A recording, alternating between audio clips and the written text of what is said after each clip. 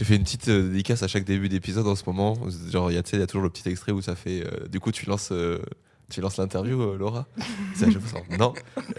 Non. Je l'ai mis dans le dernier. Je vais voilà, parfait. Comme ça, au final, elle lance, mais elle le sait pas encore. Vive le montage. Putain, les neurosciences. Une semaine de neurosciences. C'est parti. C'est parti.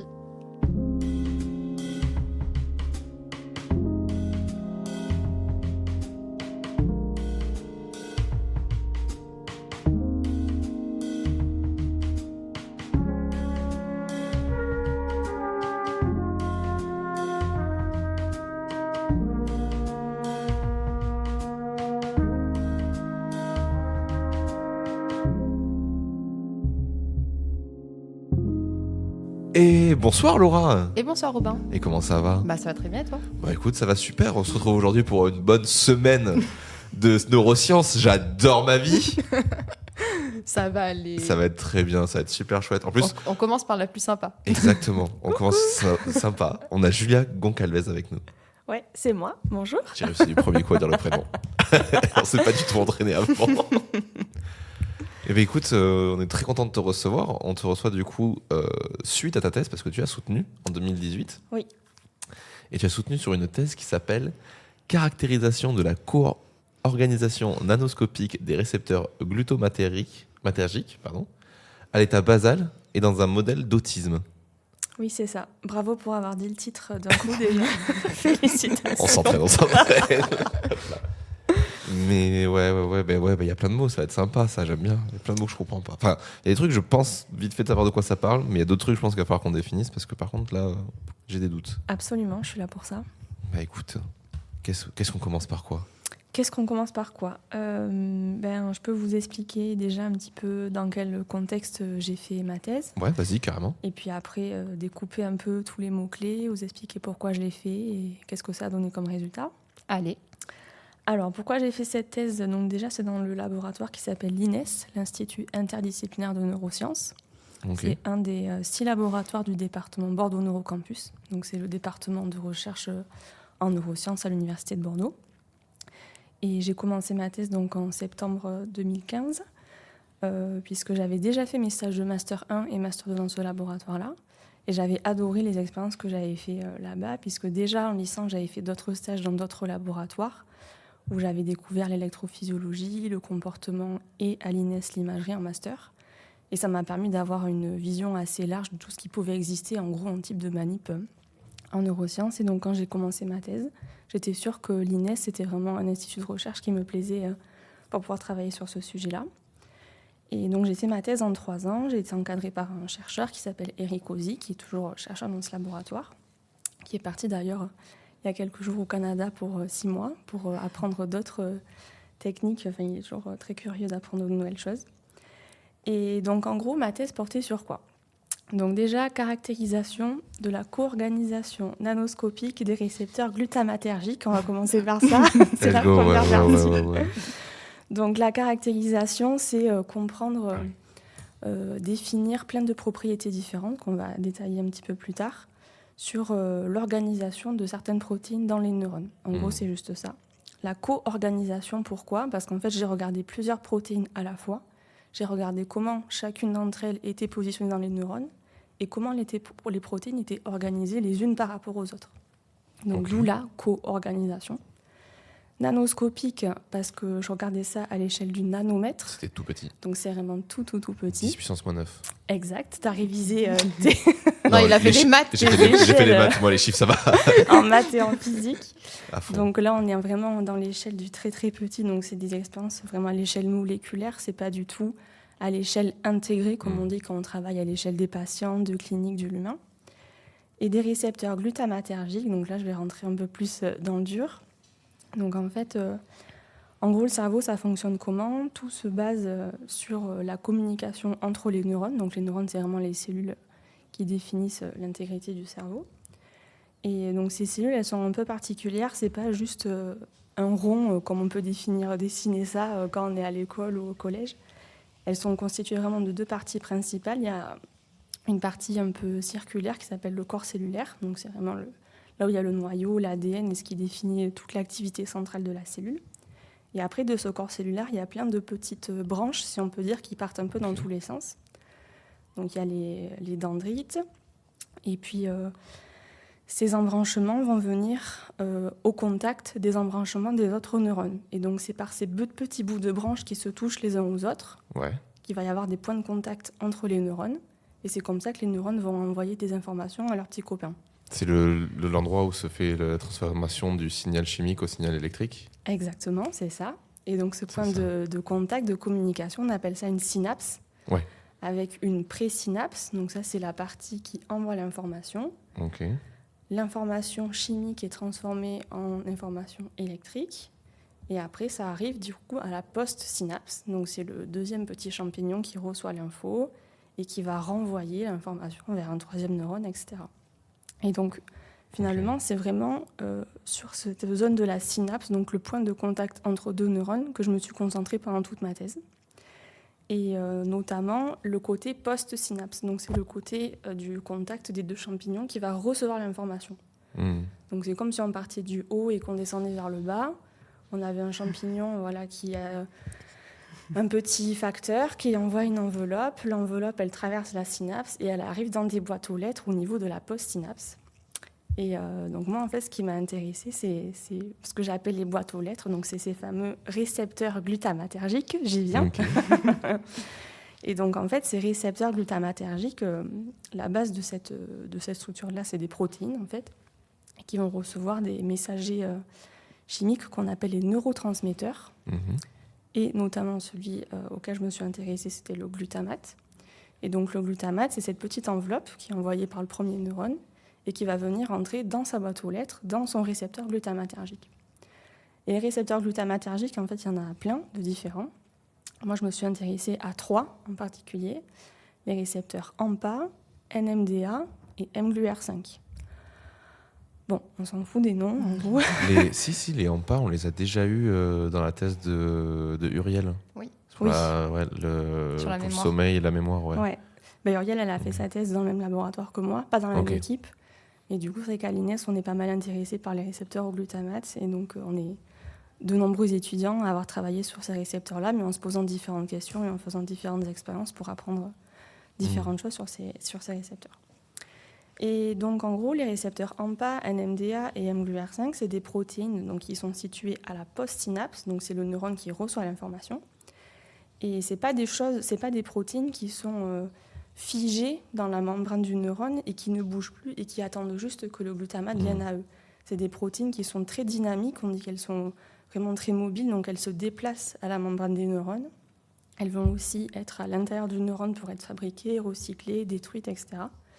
Et donc moi, je me suis intéressée à comment ces 3 récepteurs, AMPA, NMDA, mGluR5, déjà à l'état basal, c'est-à-dire dans un neurone qui fonctionne normalement, comment ces récepteurs bougent, est-ce qu'ils vont vite, pas vite, est-ce qu'ils aiment faire leur vie en solo ou est-ce qu'ils aiment bien travailler en groupe, est-ce que c'est eux qui viennent au glutamate pour le recevoir plus efficacement ou est-ce qu'ils aiment bien rester posés à un endroit et attendre que le glutamate vienne à eux. Donc voilà, j'ai utilisé vraiment des différentes techniques de microscopie pour voir ça. Donc j'ai fait sur chacun des récepteurs. J'ai aussi pu regarder tous les récepteurs à la fois pour voir comment ils naviguent entre eux. Est-ce qu'ils se gênent? Est-ce qu'ils travaillent ensemble? Est-ce que s'il y en a un qui va vite, l'autre va lentement? Ou est-ce que tout le monde accélère en même temps? Enfin voilà. Et après, donc ça, c'est à l'état basal, juste pour comprendre dans un neurone normal, entre guillemets, comment ça fonctionne. Et après, dans un modèle d'autisme, pour comprendre, donc ça, j'expliquerai dans un deuxième temps pour pas tout mettre à la fois, est-ce que dans un certain type de trouble du spectre autistique, l'organisation de ces récepteurs au glutamate, elle est affectée d'une manière ou d'une autre. Et est-ce que cette modification des récepteurs au glutamate pourrait expliquer certains symptômes qui sont observés chez les autistes, du type des comportements inappropriés en société, des mouvements répétitifs, un problème pour détecter les émotions chez les autres, ou voilà, des types de symptômes qui sont retrouvés chez les personnes qui sont porteuses de syndrome d'autisme. Et est-ce qu'à l'origine, ça peut être expliqué, entre autres, par certains troubles observés à l'échelle moléculaire, dont une organisation des récepteurs au glutamate qui est modifiée. Voilà, en gros, ça, c'est l'explication du titre. Ok, effectivement, c'est pas si compliqué que ça. Je m'attendais à un truc vraiment vénère. Mais tu étais sur une thèse fondamentale, du coup, toi, c'est ça? Ouais, c'est vraiment de la Ouais. recherche ultra fondamentale. Donc sur ma thèse qui a duré 3 ans, la première année et demie, ça a été vraiment de la mise en place méthodologique, on dit. Donc j'ai développé toutes les techniques de microscopie, de culture cellulaire, de marquage immunologique. Enfin, j'ai mis en place tous les protocoles pour être sûr C'est ça, que je puisse obtenir les résultats qui aient un sens scientifique et qui puissent être Mm. répétés et observés, etc. Et après, sur la dernière année et demie, là, j'ai fait des manips à fond. J'ai fait du N, comme on dit, donc des manips pendant des heures, des jours, des semaines, des mois. Du N. Ouais, en fait, dans une expérience scientifique, c'est vrai que c'est une hyper expression important. En fait, dans un article scientifique, quand tu vois un résultat qui est obtenu, et dans la légende de la figure, il y a écrit N égale 25, ça veut dire que tu as pu observer ces résultats en ayant reproduit l'expérience 25 fois. C'est Ok. obtenu à partir de 25 cellules ou 25 mesures électrophysiologiques où tu as fait, je sais pas moi, des mesures de symptômes sur 25 patients différents. Voilà. Le N, c'est le nombre de fois où tu as Où tu répété fais l'expérience ton expérience. Ok. pour avoir un résultat qui est significatif, que tu as pu reproduire et où tu t'es rendu compte que ton protocole était assez propre pour avoir une reproducibilité qui est clean, quoi. Et à partir de combien de N, du coup, tu considères que ton résultat est juste? Alors ça dépend du type Enfin, pas d'expérience. juste, mais... Ouais. Ça dépend du type d'expérience que tu fais. Ok. Par exemple, en microscopie, donc dans mon cas, on essayait d'avoir un N autour de 10 à 15, parce que c'est assez représentatif finalement. Enfin, quand tu arrives à répéter une expérience déjà au-delà de 5 fois, avec des résultats à peu près similaires, tu peux te dire que tes conditions expérimentales te permettent de refaire l'expérience de manière propre et fiable, etc. Mhm.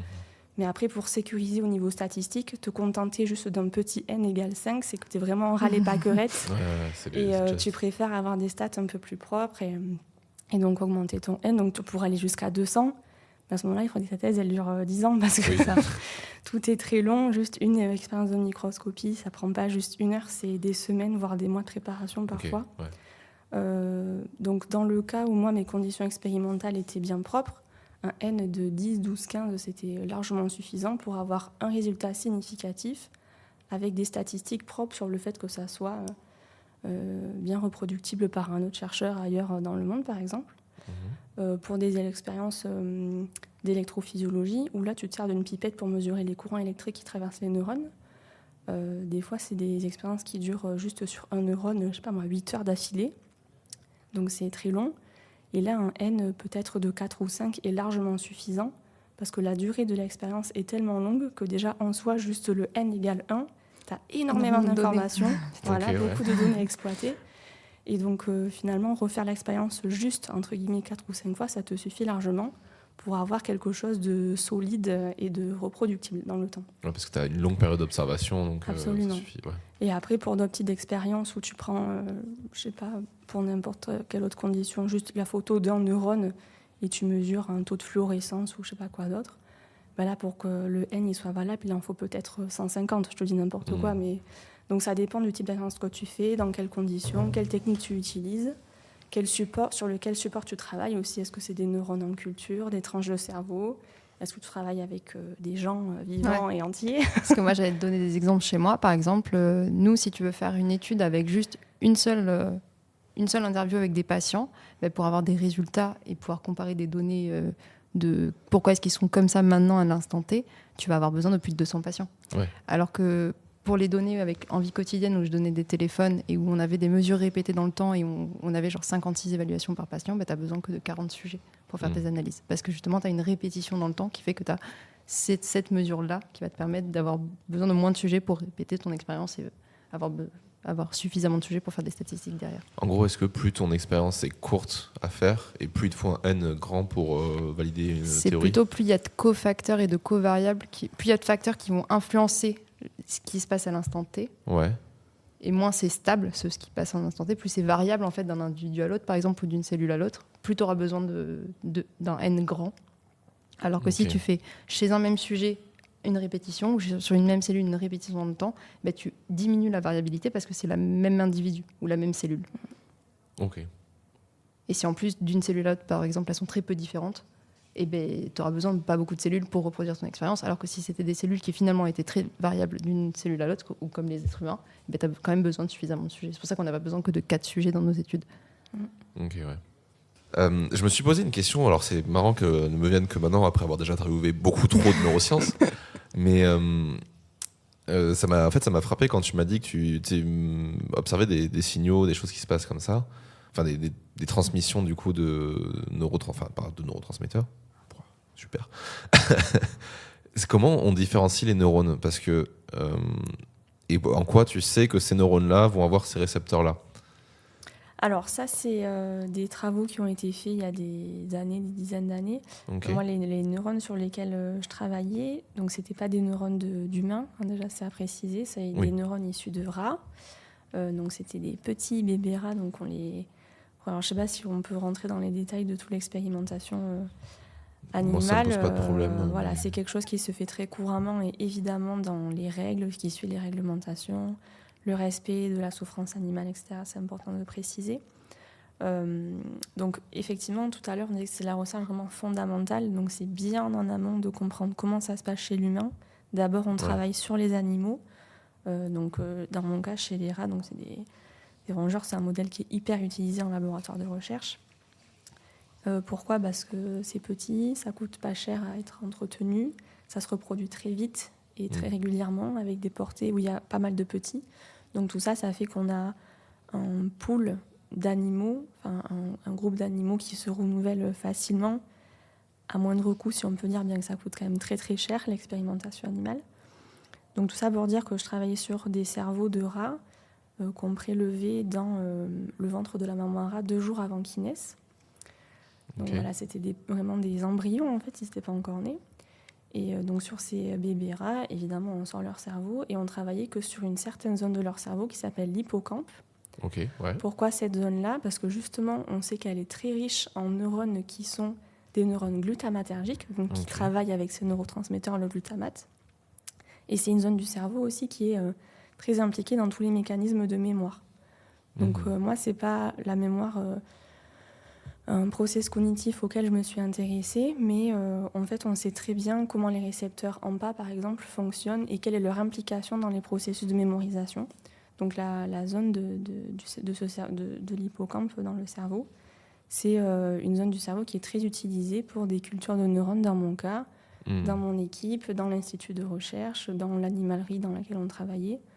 Donc c'est un peu une habitude de travail, mais aussi parce qu'on connaît très bien cette zone du cerveau et ses propriétés pour contenir beaucoup de neurones qui ont beaucoup de récepteurs au glutamate. Du coup, pour moi, c'était intéressant. Et du coup, quelle était ta question ? Mais du coup, c'est ça en fait. Est-ce que la différence des neurones se fait du coup par ces récepteurs? Est-ce que tous les neurones ont les mêmes récepteurs? Ou est-ce que certains ont des récepteurs particuliers? Non, tu as des récepteurs au glutamate, mais tu as aussi plein d'autres récepteurs, d'autres neurones qui communiquent avec d'autres neurotransmetteurs. Okay. Donc le glutamate en est un parmi d'autres. Donc pourquoi le glutamate ? Parce qu'en fait, c'est un neurotransmetteur, on appelle ça excitateur. Donc tu as des signaux neuronaux qui sont excitateurs ou inhibiteurs. Donc ils vont avoir différentes manières de faire fonctionner les neurones. Et nous, le glutamate, c'est une famille de neurotransmetteurs qui est excitateur, donc qui active un potentiel d'action avec un signal excitateur. Il y a d'autres équipes de recherche qui travaillent sur d'autres types de neurones qui, eux, sont caractérisés pour fonctionner avec des neurotransmetteurs inhibiteurs. Okay. Et ça t'apporte juste d'autres informations sur d'autres fonctions du neurone et une autre manière de communiquer. Mais dans tous les cas, dans les cerveaux des rats et des humains, et de tous les êtres vivants en gros, tous les neurotransmetteurs vivent en communauté, ils vivent tous ensemble, ils ont chacun leur rôle à jouer. Et en fonction des besoins, des actions, des process cognitifs que tu as besoin de mettre en place, c'est plutôt un neurotransmetteur qui va être mis en jeu par rapport à un autre. Mais on a besoin de tout pour que notre cerveau fonctionne normalement. Oui, bien sûr. Voilà. Et effectivement, c'est aussi la manière dont fonctionne la recherche fondamentale, c'est qu'on ne peut pas tout étudier à la fois. Donc souvent, les sujets de thèse en recherche fonda, c'est hyper précis sur un type, donc une zone du cerveau, moi l'hippocampe, un type de neurone dans cette zone du cerveau, moi c'est les neurones glutamatergiques. Dans ces types de neurones, on regarde une protéine, ou des fois 2 ou 3 dans mon cas. Donc moi c'était les récepteurs AMPA, NMDA, MGLR5. Et après on regarde certaines fonctions ou certaines caractéristiques de ces protéines. Moi, c'était leur organisation, donc comment ils sont positionnés dans le neurone, et leur dynamique, leur mouvement. Mais je ne me suis pas particulièrement intéressée, par exemple, à tous les courants électriques qui généraient. Je n'ai pas fait de manip d'électrophysiologie. Ok. C'est des collaborateurs dans ma thèse qui se sont chargés de faire ces expériences-là parce que moi, je n'avais pas les compétences et pas le temps de tout apprendre et Oui, tout bien faire sûr. en 3 ans. Donc, tu vois, c'est vraiment un entonnoir. Et tout ça, on a quand même essayé de le balayer dans un modèle basal et un modèle d'autisme pour faire une comparaison entre quand ça va et quand ça ne va pas, en gros. Mais c'est pareil, le modèle d'autisme, c'est un syndrome particulier qui s'appelle le syndrome de Phelan-McDermid. Mais parmi tous les troubles du spectre autistique, il y en a des centaines. On en a choisi un. Et ce trouble-là, il peut être dû à plusieurs facteurs génétiques, facteurs environnementaux, enfin, il y a plein de choses différentes. Et parmi un facteur génétique, moi, je me suis intéressée à un gène qui code pour une protéine. Donc, voilà, c'est encore l'entonnoir énorme. Ok, ouais, c'est vraiment très Donc, très précis. c'est hyper focus et hyper précis, mais c'est ce qui te permet d'utiliser des techniques de pointe sur un sujet aussi précis pendant 3 ans et d'avoir vraiment des résultats significatifs qui apportent quelque chose à la connaissance de la pathologie et du fonctionnement du neurone en général.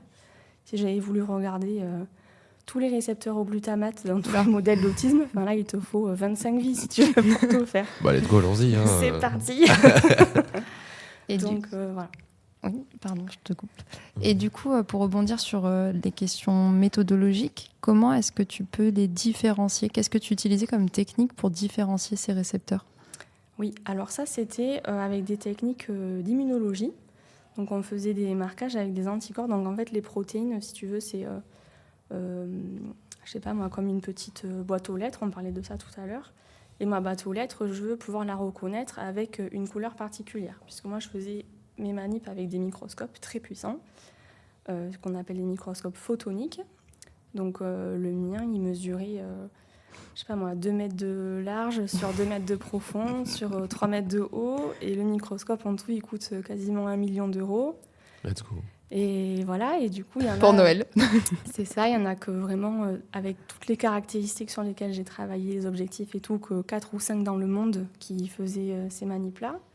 Et donc, j'ai commencé ma thèse en travaillant sur ça. Donc, les premiers jours, quand je mettais mes mains dessus, j'avais trop peur. L'objectif à 80 000 euros, t'as pas envie de le rayer, quoi. Je le nettoyais tous les jours, je le désinfectais. Ben oui, c'est un entretien de fou. Et Ah ouais, c'était quand même j'imagine. basiquement... C'était mieux nettoyé que chez moi. Et puis, tu vas pas au Please ou au Sifin, c'est des produits particuliers. Et donc, voilà, avec les microscopes, ça nous permet de travailler avec des molécules fluorescentes, donc qui envoient de la lumière. Et donc, mes différentes protéines d'intérêt, donc mes petites boîtes aux lettres, je les marquais avec différents anticorps qui étaient couplés à des fluorophores. Donc, c'est comme si je leur mettais sur les boîtes aux lettres un chapeau, qui est chacune un pompon rouge, un pompon jaune, un pompon vert. Et le microscope me permettait de voir les différentes couleurs de pompons. Okay. Et comme ça, je savais que le récepteur en bas, il avait le pompon rouge, le récepteur NMDA, il avait le pompon vert, et le récepteur MLR, il avait le pompon bleu, je te dis n'importe quoi. Et comme ça, dès que je voyais une couleur, paf, je savais quel récepteur c'était. Et donc, je pouvais regarder comment il se déplaçait et où il était positionné dans le neurone. Ok. Du coup, tu faisais de l'acquisition d'images en temps réel pour voir un peu le déplacement des protéines dans le temps. Qu'est-ce qu'elles faisaient entre elles ? Et tu faisais genre des captures d'écran un peu de ce oui, c'est ça. des images, des photos quoi, de ce truc-là. C'était un microscope qui me permettait de faire ça. Donc, on a utilisé différentes techniques d'imagerie. Donc, quand je voulais regarder juste comment les récepteurs, donc mes boîtes aux lettres avec les pompons, étaient placés dans le neurone, c'était sur des neurones qu'on appelle fixés. Donc là, on utilise un produit qui fige un peu le neurone dans le temps. Donc ça le tue, mais en même temps, ça fait un espèce d'effet glue où tout reste en place et on voit comment tout était organisé à l'instant T quand on a utilisé ce produit qu'on appelle le PFA, paraformaldéhyde. Donc, je le connais, voilà. On va pas mettre les doigts dessus. Le toucher à main nue parce que sinon dans 20 ans, t'as un petit cancer, c'est ça là. Let's go. Peut-être dans 20 ans, j'aurai un cancer, peut-être que j'ai mal manip en labo. Il faut pas le boire si t'as une petite soif, c'est pas recommandé. On adore, c'est un régal, ça, super. Et donc, en fait, sur ces neurones qui sont donc, fixés au PFA, mon microscope, quand je balançais un laser qui était d'une certaine longueur d'onde, ça excitait, ça permettait d'allumer les pompons d'une certaine couleur. Donc d'abord, je regardais une couleur et puis une autre. Okay. Et vu que les pompons clignotaient pas en même temps, je prenais plein de photos, donc c'est des dizaines de milliers de photos. Donc pour regarder la couleur d'un seul pompon, ça durait 20 minutes à peu près. Ah oui. Donc en gros, pour regarder les 3 récepteurs à la fois, donc je faisais 2 par 2, en PA-NMDA ou en PA-MGluR, je faisais des couples comme ça. Ça durait à peu près 3 quarts d'heure pour avoir juste une photo complète de un neurone avec les 2 couleurs des 2 pompons. Ok. Voilà. D'où la question du N aussi. On ne monte pas à 500 enregistrements parce que ça ne sert à rien en fait. Enfin, déjà, au bout de 10 ou 15, tu as largement assez d'informations sur des dizaines de milliers d'images avec tous ces petits pompons qui clignotent à la fois. Et après, quand vous voulez regarder vraiment la dynamique, donc les trajectoires des récepteurs, là, évidemment, on gardait les neurones vivants, puisque si on les fixe, il n'y a plus rien qui bouge. Et donc là, on utilisait une autre technique de microscopie, mais toujours sur le truc à 1 million, avec les lasers, etc. Et là, les neurones étaient vivants. Les expériences duraient beaucoup moins longtemps, parce que les neurones en culture, du coup, ils sont sur des petites lamelles en verre, c'est super fragile. Et donc, ça ne reste pas en vie pendant des heures ou des jours, c'est quelques minutes, quelques dizaines de minutes. Et là, ça nous permettait de regarder un neurone fonctionner en direct sous mes yeux et voir les protéines se déplacer dans les neurones avec leurs petits pompons qui clignotent. Et je suivais leur trajectoire pendant quelques nanosecondes, millisecondes, secondes maximum. Et ça me permettait de voir les trajectoires qu'elles empruntaient, à quelle vitesse elles allaient, qu'est-ce qui se passe quand elles rencontrent une protéine, une petite copine à elles, est-ce qu'elles se gênent, est-ce qu'elles se tiennent la main pour travailler ensemble, voilà. Ok. Et donc, du coup, après, tu faisais quoi? Tu les comptais? Tu calculais des vitesses avec des logiciels, je suppose? Ouais, il y avait plein de données qu'on extrait de tout ça. Donc, sur juste l'organisation des protéines, quand le neurone était fixé, que plus rien ne bougeait, on regardait si les récepteurs entre eux, donc les boîtes aux lettres avec leurs pompons, étaient plutôt agglomérés les uns aux autres ou répartis de manière super diffuse à la surface du neurone. Donc ça, pour les récepteurs AMPA et les récepteurs NMDA, on a vu, ça avait déjà été prouvé avant, pas tout à fait de la même manière, mais du coup, mes résultats ont confirmé ces datas-là, ils travaillent vraiment sous forme ce qu'on appelle de clusters, donc c'est des rassemblements de récepteurs. Donc ils sont quelques dizaines entre eux, vraiment regroupés, plutôt au centre de la synapse, pour être hyper bien placés, pour bien recevoir le glutamate. Voilà. Donc si tu avais des récepteurs AMPA un peu dispersés partout, jusque sur le côté du champignon, voire même le dessous, bon, mais le glutamate, il n'est pas tombé direct sur eux et du coup, il ne favorise pas le fonctionnement maximum du neurotransmetteur. Donc, ils étaient tous en groupe à se tenir la main les uns aux autres. Bien des petits regroupements. Donc, il y avait 20, 30, 50 récepteurs AMPA regroupés ensemble. Bien comme ça, sous la présynapse, du coup, l'endroit qui envoyait le glutamate. Les NMDA, pareil. Et les mGluR5, eux, ils étaient beaucoup plus diffus parce qu'ils n'ont pas exactement le même rôle. En fait, les récepteurs AMPA et NMDA, eux, dès qu'ils reçoivent le glutamate, c'est un peu grossi, mais ils envoient les premières informations en speed pour déclencher un potentiel d'action. Donc vraiment pour que le neurone il commence à générer une première information. Voilà, donc ça fait vraiment un petit courant électrique comme ça. Et les mGluR5, eux, ils ont une cinétique un peu plus lente. Donc leur travail, c'est de favoriser le premier jus qui a été envoyé par les AMPA et les NMDA. Donc AMPA et NMDA, ils disent « Attention les gars, le glutamate est arrivé, tout le monde est au taquet ». Et les mGluR5, ils sont derrière « Allez, on y va, ça motive, on y va ». Voilà, donc ils ont chacun leur rôle et du coup, leur organisation dans le neurone favorise l'action de l'autre. En fait. Donc ils sont vraiment les uns accédés les uns les autres. Et après, dans leur dynamique, donc les mouvements, ils sont tous très mobiles. Donc ça, c'est vraiment la mobilité des récepteurs AMPA, c'est quelque chose qui a été découvert dans l'équipe de recherche où j'ai fait ma thèse, par Daniel Choquet, qui est le directeur du laboratoire aussi. Et donc ça, en fait, c'est une propriété, donc on mesure la vitesse, la distance qu'ils parcourent, est-ce qu'ils vont tous dans la même direction ou pas. Donc non, pas du tout, c'est des mobilités assez random, tu vois, c'est un truc assez aléatoire. Les mGluR5 qui bougent pas mal aussi. Donc ils ont chacun leur propriété de vitesse, de trajectoire, c'est ça qu'on mesurait, avec des logiciels qui analysent toutes les trajectoires des petits pompons dans les neurones. Et donc quand tu as un pompon rouge qui s'allume, hop, on garde le spot allumé et on le suit, on le suit comme un GPS, quoi. Tu es un peu un Waze de la protéine. Et puis tu vois si elle s'est arrêtée, si oui, pourquoi, à quel endroit, est-ce que cet endroit-là...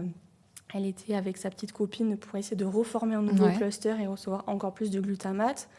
ou juste parce qu'elle s'est accrochée à autre chose. Voilà, on regardait un petit peu tout ça. Ok. Mais du coup, quand elles sont en cluster, elles sont un peu attachées les unes aux autres, genre elles interagissent quand même. Alors, ou elles ne sont juste... pas attachées entre elles directement, mais elles sont attachées à tout le squelette qu'il y a dans la postsynapse. Ok. Parce que là, j'ai C'est genre, simplifié quand même le schéma. Donc dessous, elles ont un endroit où elles se posent et Ouais, elles c'est attendent. ça.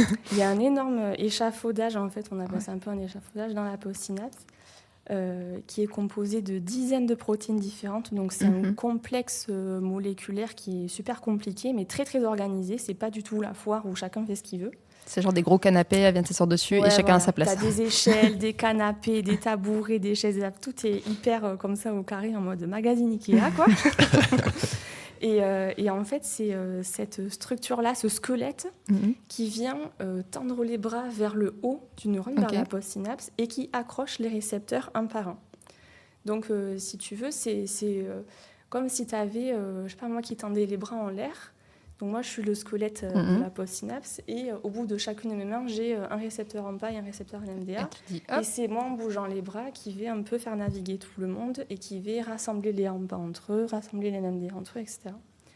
Et c'est justement dans ce squelette un peu qui structure la postsynapse qu'il y a la protéine là qui me servait de modèle d'autisme. Okay. Parce que donc, dans le syndrome de Phelan-McDermid, dans la majorité des cas, on a observé qu'il y avait un gène qui était muté, qui s'appelle SHANK3. Je connais donc, et donc ce gène SHANK3, il code pour une protéine. Donc il code pour une protéine, ça veut dire que son ADN sert à fabriquer une protéine qui s'appelle SHANK3, elle aussi, c'est pas très original. Et cette protéine SHANK3, elle fait partie de ce squelette qui organise vachement la postsynapse et qui est directement relié à ces récepteurs au glutamate. Et donc, dans ce syndrome, dans ce modèle d'autisme de Phelan-McDermid, en fait, on a essayé, dans les neurones, ou diminuer la quantité de SHANK3 ou de l'augmenter pour voir si, en déstructurant un peu ce squelette, parce qu'il y a moins de SHANK3 ou il y en a plus que la normale, du coup, ça fout le bordel un peu dans les récepteurs au glutamate. Ouais. Le squelette, il sait plus ce qu'il fait, il mélange des trucs. Alors, on va mettre du NMDA avec du AMPA, nickel. C'est ça, tout est mélangé. Et donc, c'est à travers cette modification génétique qu'on mimait un modèle d'autisme. Donc, évidemment, on ne prétend pas du tout dire que ce qu'on a observé, c'est la représentation parfaite de ce qui se passe aujourd'hui en 2023 chez un patient autiste, puisqu'on est quand même très loin de ça. Mais c'est un premier pas vers une meilleure compréhension du fonctionnement moléculaire à l'intérieur des neurones des patients qui sont atteints de ce trouble autistique. Voilà.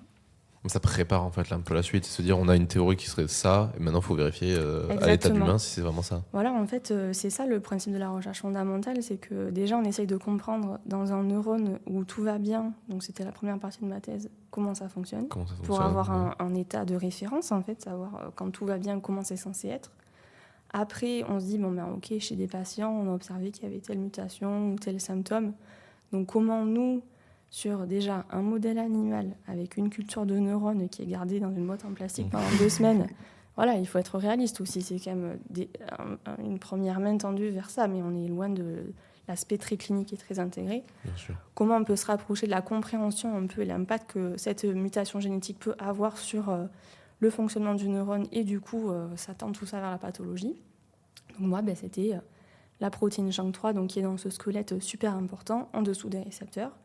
Si elle est en trop petite quantité ou en trop grosse quantité, du coup, mon échelle, au lieu d'être bien droite, avec les 2 pieds bien parallèles et tous les petits barreaux perpendiculaires, elle va être en H, en Z, c'est en le numéro bis qu'a fait l'escalier. Voilà, c'est un peu le truc de Traviard. Et on voit à quel point ça va mettre le bazar dans les clusters de récepteurs AMPA, dans les clusters d'NMDA. Est-ce que vu que ça va accumuler beaucoup de récepteurs à la fois, alors que ça ne devrait pas... Ils vont se gêner, ils vont plus réussir à bouger et donc ils vont plus réussir à aller correctement capter le glutamate.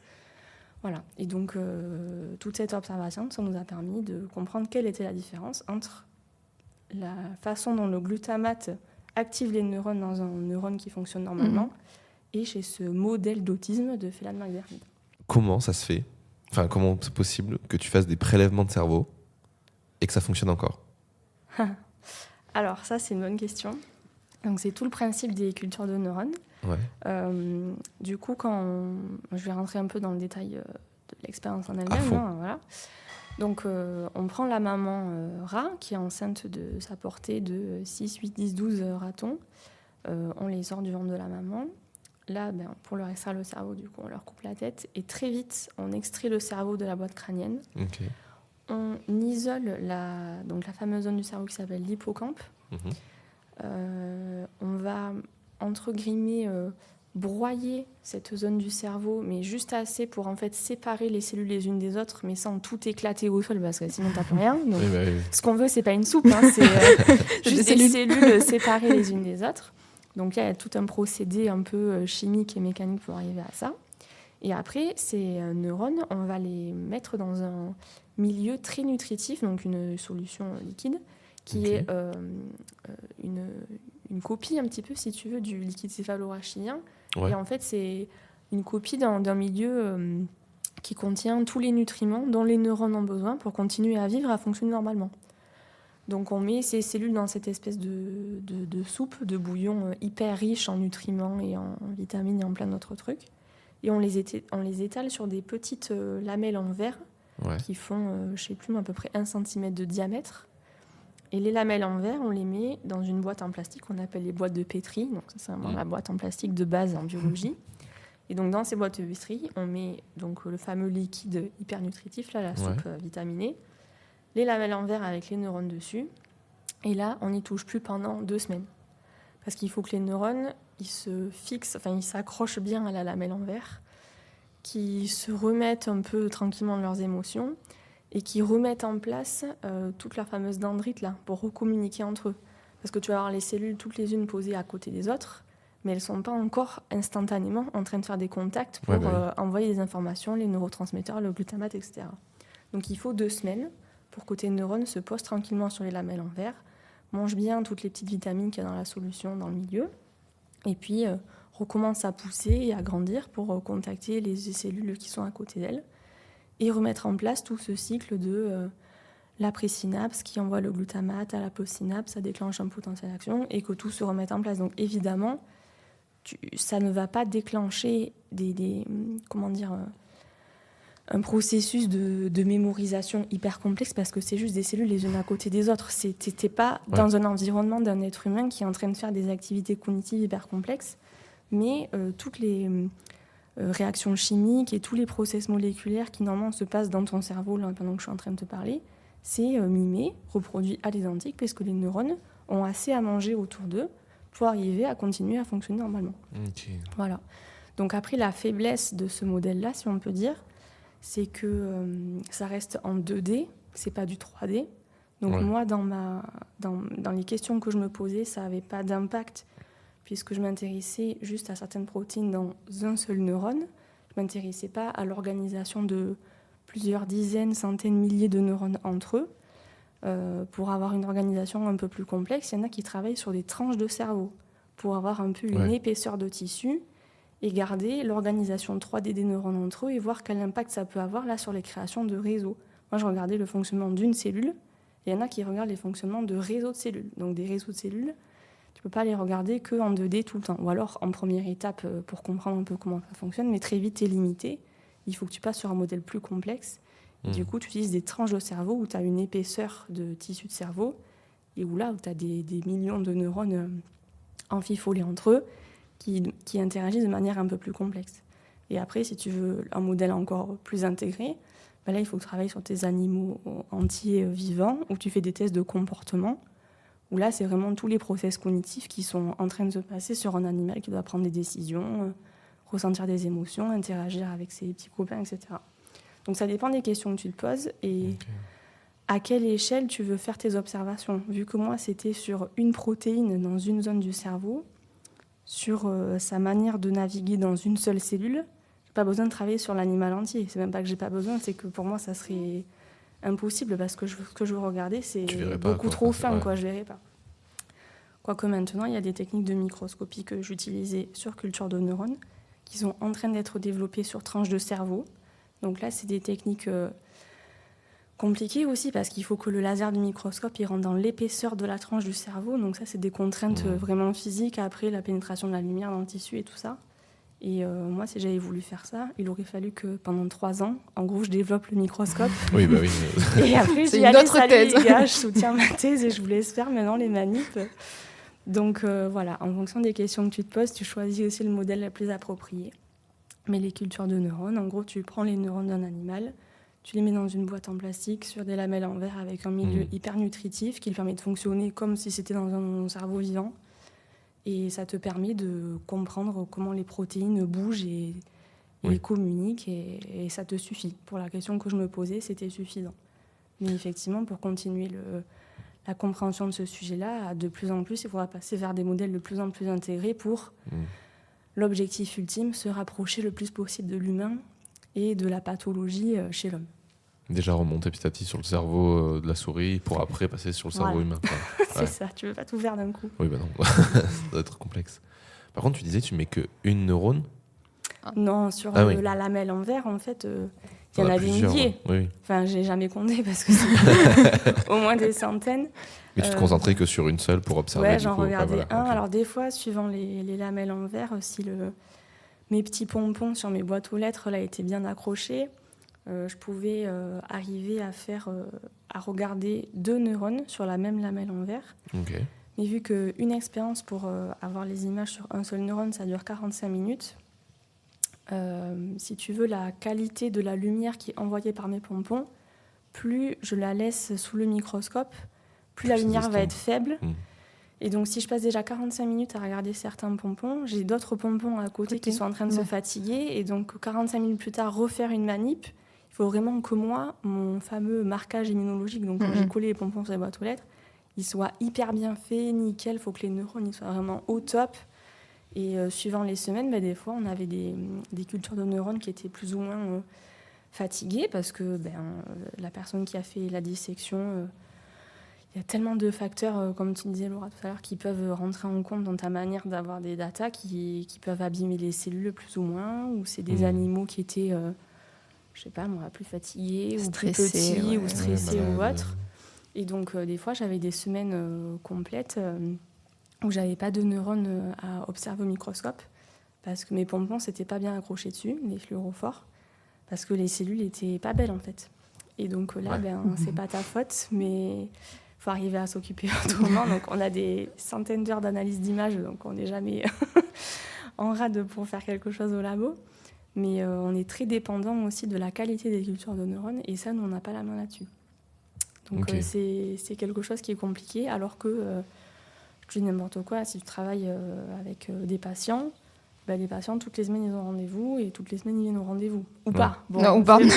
Plutôt ou pas.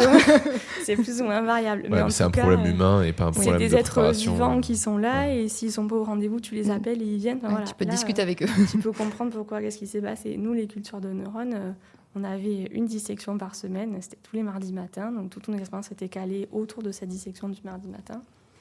Et si cette semaine-là... les cellules sont pas belles, du coup, tu as beau faire les meilleurs marquages immunologiques de la planète, sous le microscope, ce que tu verras, ça sera dégueulasse. Et donc là, tu peux te faire un N égale 200, il n'y a rien qui ressortira. Voilà. Ok. Et je me suis demandé, du coup, ton marquage, comment tu le réalises ? Est-ce que c'est par les neurotransmetteurs qui vont venir marquer, du coup, les récepteurs ? Ou est-ce que tu peux identifier du coup ton récepteur et lui injecter directement le truc ? Oui, c'est ça en fait, c'est plus la deuxième solution que tu proposes. Donc en fait, les récepteurs au glutamate que je regardais, on les marque avec un anticorps primaire. Donc c'est en forme de Y, c'est un petit chapeau là. Envers. Voilà, petit chapeau à l'envers. Donc c'est l'anticorps primaire qui va avoir par exemple mes récepteurs en pas. Je te fais une illustration. Il va avoir une forme triangulaire. C'est faux, hein, mais c'est juste une représentation pour que tu comprennes. Et donc moi, je vais utiliser un anticorps qui a une petite boîte à l'intérieur de lui en forme de triangle. Et comme ça, c'est que sur les récepteurs en pas qu'il va venir s'ancrer sur lui. C'est comme une boule avec une demi-sphère qui va venir s'ancrer dessus, si tu veux. Donc, tu le balances sur le dessus de ton neurone et ça, il s'accroche à celui avec qui doit aller. Il prend pile la forme de la protéine que tu veux marquer. Donc ça, c'est la première partie du marquage. Et après, j'utilise un anticorps secondaire qui, lui, va revenir reconnaître l'anticorps primaire Donc il a un deuxième embout qui est bien adapté à la queue du premier anticorps. Et c'est cet anticorps secondaire, le Qui deuxième, envoie la lumière. qui a un petit pompon d'une Ok. certaine couleur. Donc quand je dis pompon, en vrai, c'est un fluorophore. Ouais. Donc c'est une molécule qui émet de la fluorescence à une certaine longueur d'onde, donc il y a une certaine couleur.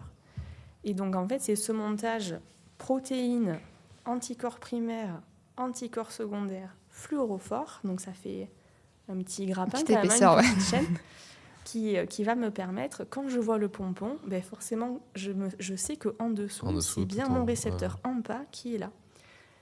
Et après, pour les récepteurs NMDA et mGlu5, ils avaient une forme différente. Donc, j'utilisais un anticorps qui avait la forme adaptée à ces récepteurs-là et l'anticorps secondaire qui ne reconnaissait que cet anticorps primaire. Donc, en fait, il y a plein de tests qui font partie de la première année et demie là, que j'ai passé à développer tous les outils, où j'ai vérifié de 50 manières différentes que chaque anticorps primaire était bien spécifique de mon récepteur au glutamate que je voulais viser, et que chaque anticorps secondaire avec son petit fluorophore, son petit pompon, était bien spécifique de son anticorps primaire, pour qu'il n'y ait pas de croisement et que je ne me dise pas « Ah ben oui, si je vois du vert, en fait, c'est le AMPA. Ah ben non, en fait, c'est le NMDA, parce que c'est pas assez spécifique et chaque anticorps peut aller sur chaque protéine. » Là, s'il commence à se coller sur n'importe où ton truc. Là, c'est un gros carnage. Là. Du coup, ça a des pompons de toutes les couleurs. Et tout est allumé partout. C'est ça. Mais il n'y a pas de glutamate ici. C'est pas grave, tout est allumé partout. Donc voilà, du coup, toutes ces spécificités, c'est vraiment la base de comment un marquage immunologique fonctionne. Mais c'est parce qu'en gros, on met des petits chapeaux sur nos protéines qui ne peuvent s'accrocher que sur la protéine qu'on veut. C'est hyper spécifique par leur forme. 2 chapeaux plus un pompon. Ouais, c'est 2 chapeaux plus un pompon. Ah ouais, nous, c'est carnaval tous les jours. Ok. Est-ce que tu penses qu'on a fait le tour de l'explication de ta thèse? Oui, je pense. Après, si, ce que je peux vous dire quand même, c'est les résultats que j'ai obtenus. C'est ça, Ouais, c'est là où je voulais c'était ma question. Donc en fait, les conclusions qui sont vraiment hyper importantes et où je suis sûre, parce qu'il y avait aussi d'autres choses qui méritaient d'être continuées après que je sois partie, donc là je rentrerai peut-être moins dans les détails.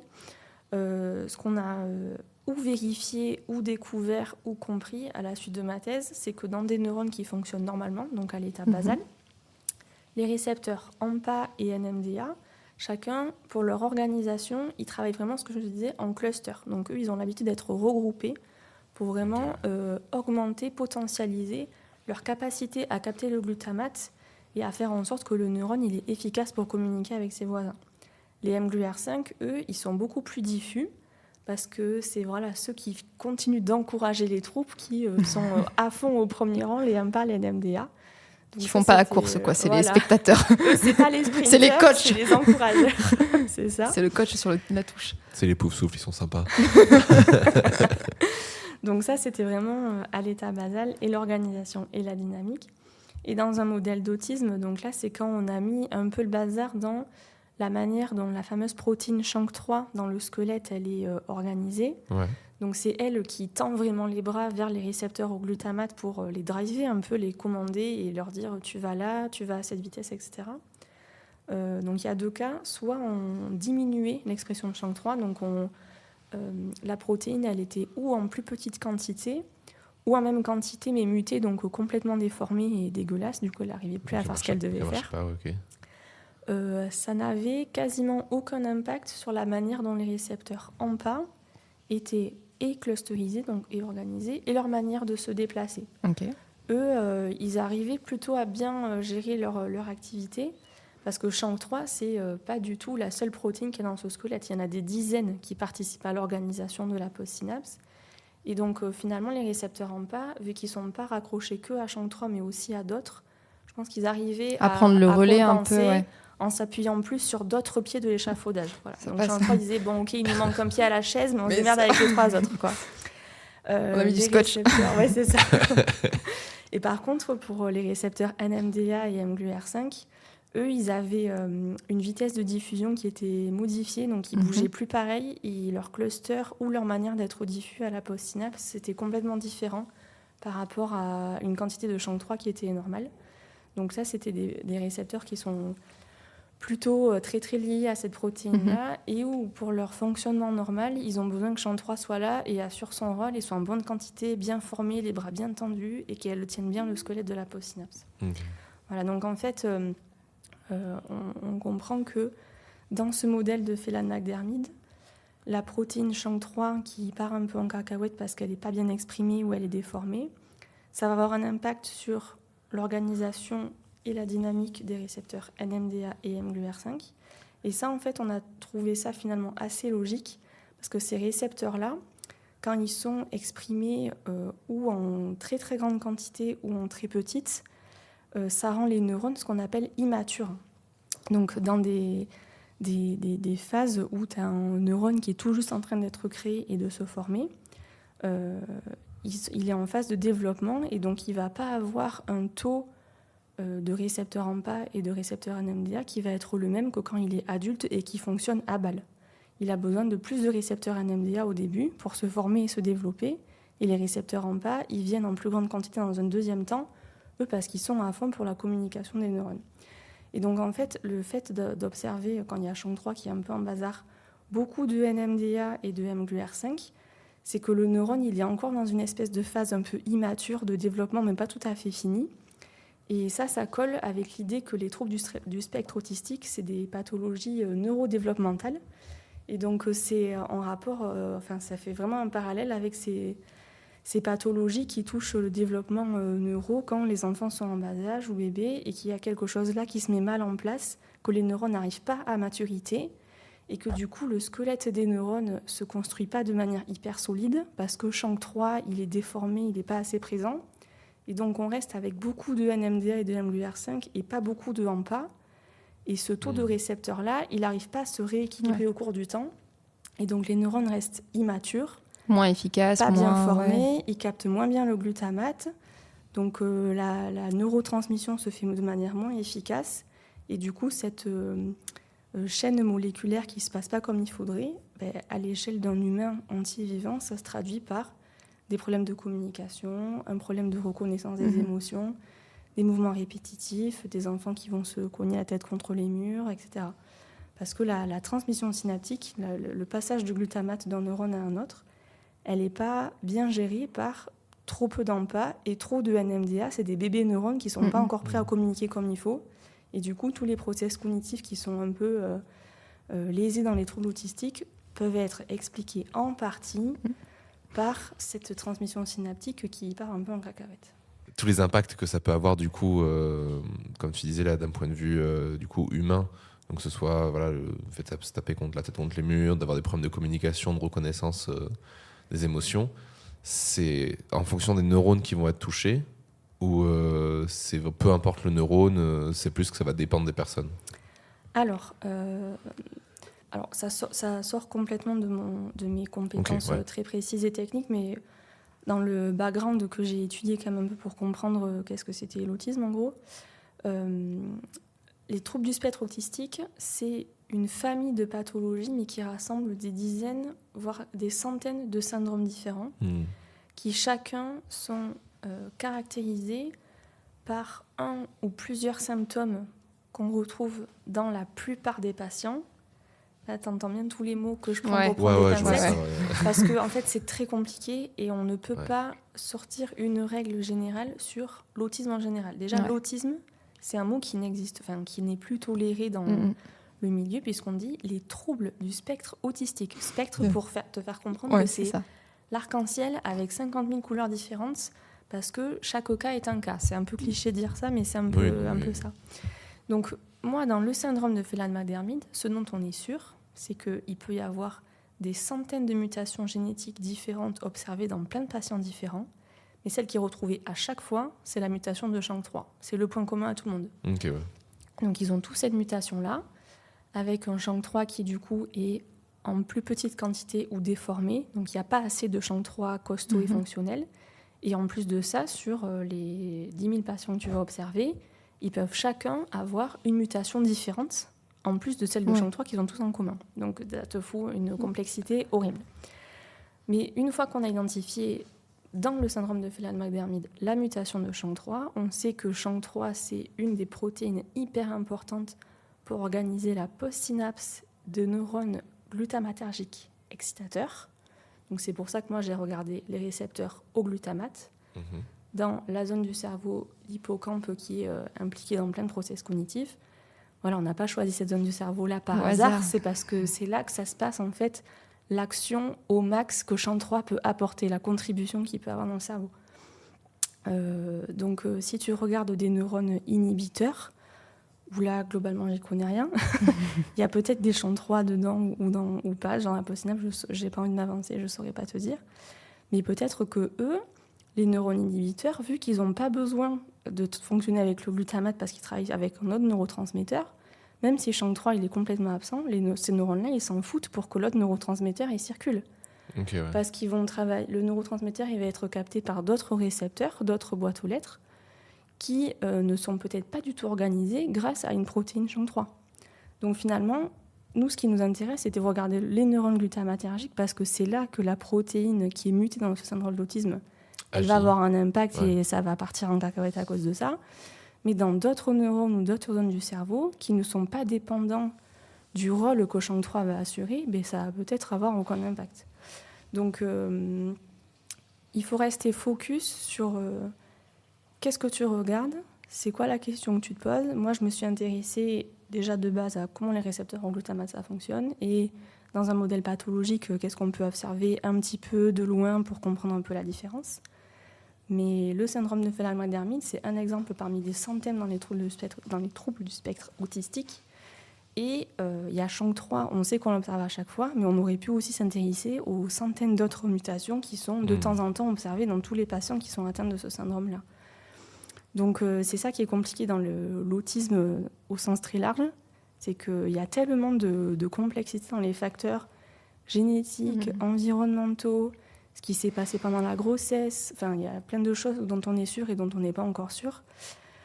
De dire que tu as une règle générale qui rassemble tout, ça c'est sûr, ça n'existe pas. Ouais, non, bien sûr. Voilà, donc c'est pour ça que je reste très prudente dans les généralisations que je sors de ma thèse et de ce qui est observé.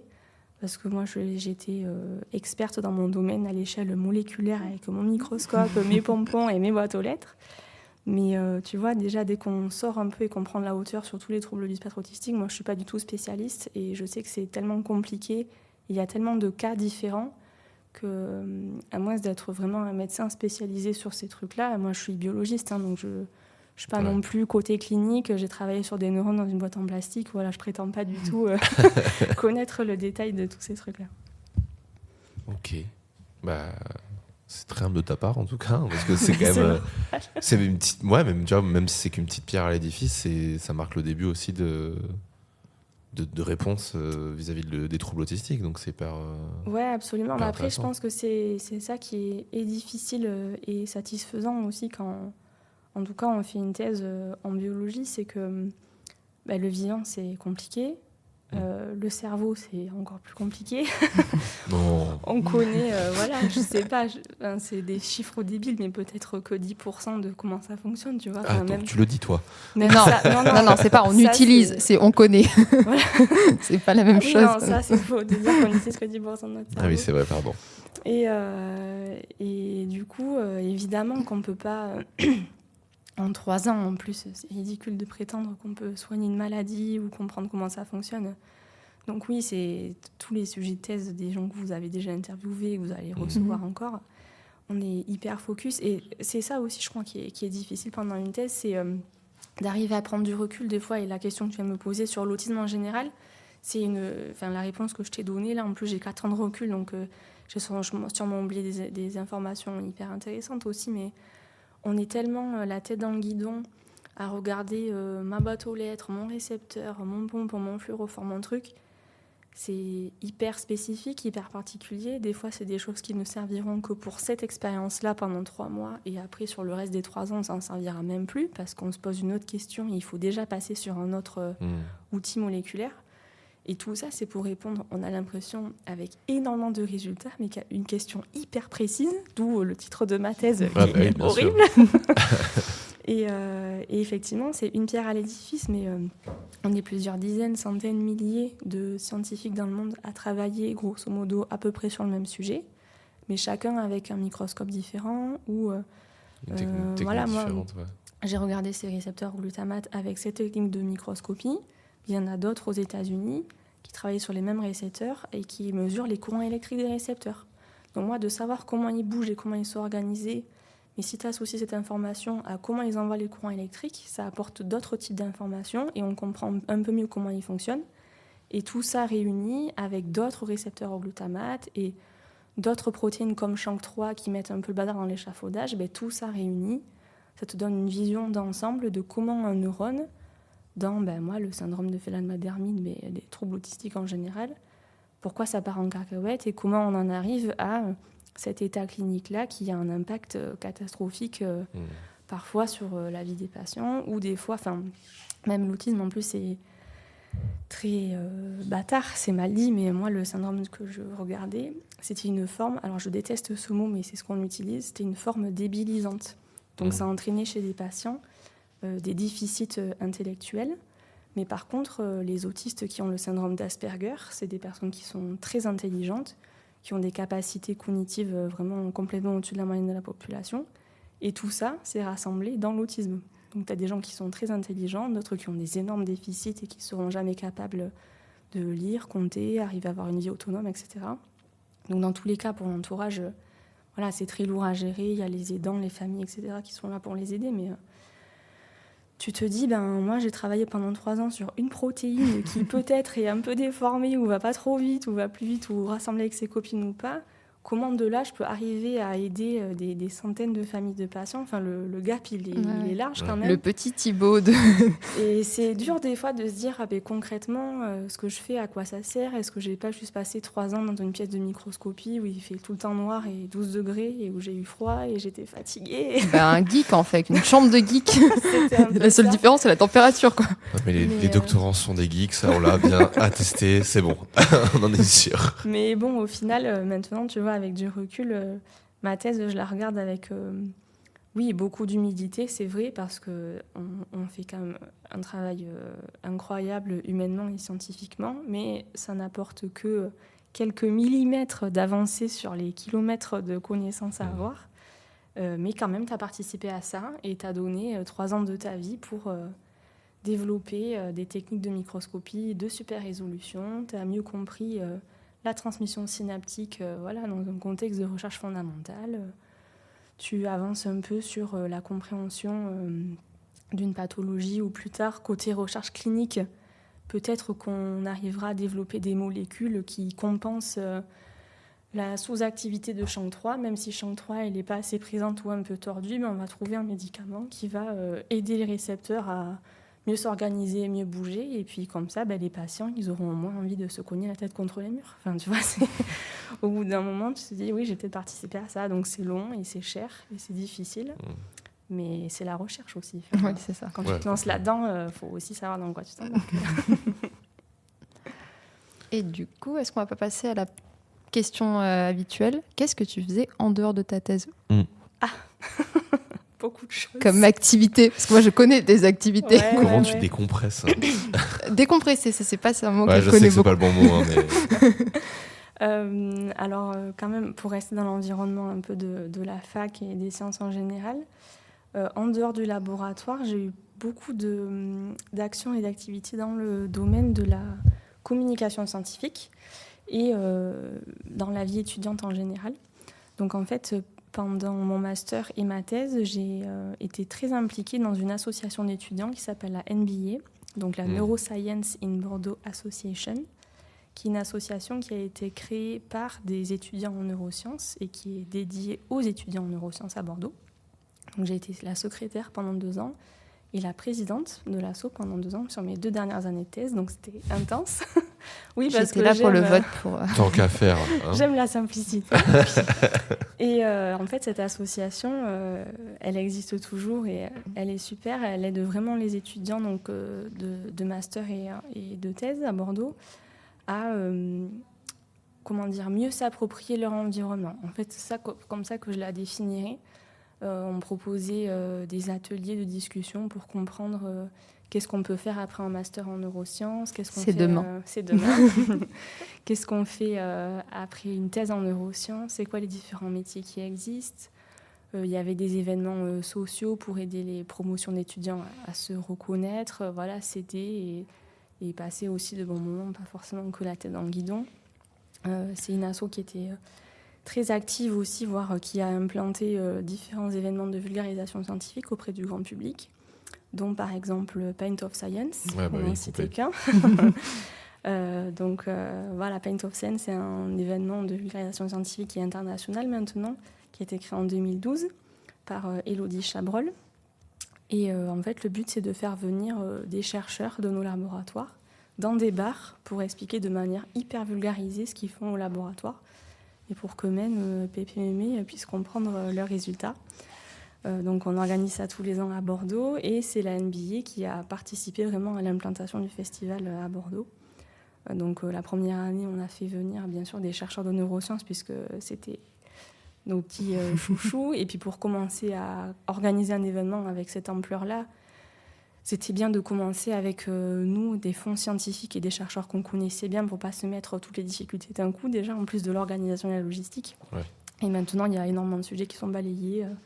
La politique, l'environnement, le corps humain en général, la physique, l'astrophysique, les planètes, la création de la vie, c'est quoi les conséquences du Brexit, voilà, il y a plein de trucs comme ça, super sympa. Ça a lieu tous les ans au mois de mai. Voilà, et puis il y a plein d'autres événements qui sont ou portés ou en partie organisés par cet asso. Donc voilà, c'est vraiment la NBA, quelque chose qui m'a marqué dans mon parcours d'étudiante et que je suis toujours de près parce que j'ai toujours affaire à eux maintenant dans mon travail actuel. Donc je garde toujours un petit œil un peu ému sur ce qui se fait parce que finalement on se rend compte que génération après génération, ils évoluent super bien avec leur temps, ils répondent toujours bien aux demandes et aux besoins des étudiants et de la manière dont ils ont envie d'évoluer aussi dans ce milieu universitaire, de la recherche, où c'est pas toujours que le parcours royal, licence, master, doctorat.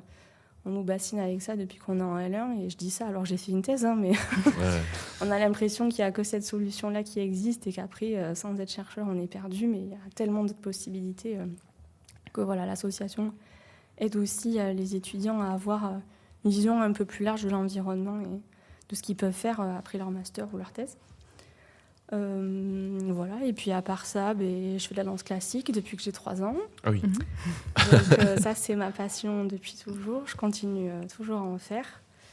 Et c'est une manière aussi de me vider la tête, voir autre chose que des neurones, des rats et des chercheurs. Un petit balai, allez hop. Des blouses blanches. Et des blouses blanches, là, je troque la blouse contre le tutu.